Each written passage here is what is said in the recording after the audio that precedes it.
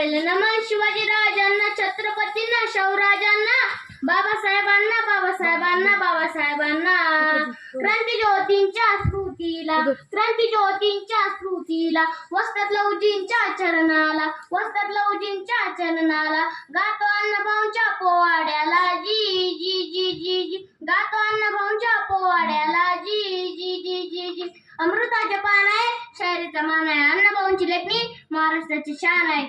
सन्माननीय प्रमुख पाहुणे, आदरणीय गुरु आणि विद्यार्थी मित्रांनो, शोषितांचा आक्रोश शब्दातून मांडणाऱ्या थोर समाज सुधारक, लोकशाही साहित्यरत्न अण्णाभाऊ साठे यांना नमन करतो आणि माझे 2 शब्द आपल्या समोर सादर करतो. मित्रो, पृथ्वी ही शेषनागाच्या मस्तकावर तरलेली नसून ती दलित, कष्टकरी, उपेक्षितांच्या तळहात अवतरलेली आहे, असे क्रांतिकारक विचार देणारे साहित्यिक म्हणजे अण्णाभाऊ साठे. केवळ 1.5 दिवसाच्या शाळेत जाऊन तब्बल 35 कादंबऱ्या, कथासंग्रह, पोवाडे, पटकथा, गौनाट्य, लावणी यांची निर्मिती करणारे अण्णाभाऊ आजोड आहेत. अण्णाभाऊंची लेखणी म्हणजे वंचितांची जाणीव होती. त्यांनी आपली लेखणी कल्पनेतील सौंदर्य दाखवणाऱ्या मोरपिसासारखी वापरली नाही, तर शोषितांची व्यथा मारणाऱ्या तलवार म्हणून वापरली. ते लिहितात नैराश्य तलवारीवर साठलेल्या धुळीसारखे असते. ती धूळ झटकली की ती तलवारला पुन्हा धार बनते. तसे आपण नैराश्य झटकून संघर्षाला तयार राहिले पाहिजे.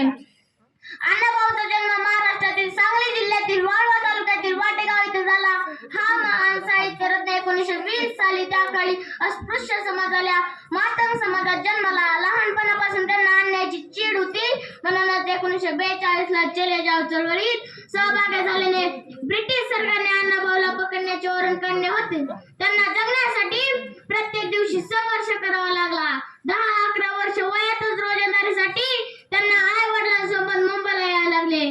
कोणत्याही कामाला कमी न लेखता त्यांनी खाण कामगार, गिरणी कामगार अशी पड्यांती कामे केली, परंतु आपल्यातल्या शायराला कधी मरू दिले नाही. मुंबईमध्येच लोकशाहीर म्हणून त्यांचे नाव लौकिक झाला. अण्णाभाऊंच्या तत्परदार लेखणी आणि बुलंद आवाजाने संयुक्त महाराष्ट्र चळवळीत आकाशात पेटून